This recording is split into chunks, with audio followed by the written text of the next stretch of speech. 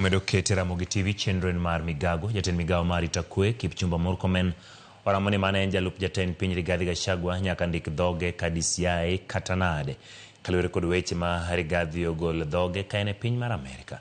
Murkomen oloso kane ntiere mobagi kod apisas mag arita kod jopiny kaka wuono gini e kaunti mar Narok. Murkomen okoni weche Rigathi ewi Kenya tudo kod kweth njore mag Al-Shabab ok nyis kido ma piny Kenya kata tango picha makare.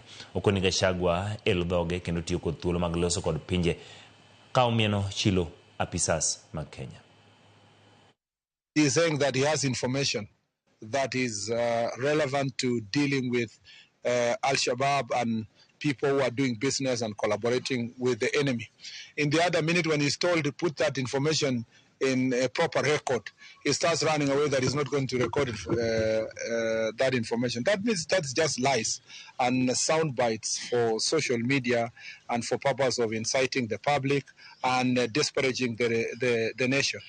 If he's a man enough and he is a person of integrity, he should put his allegations in writing, you know.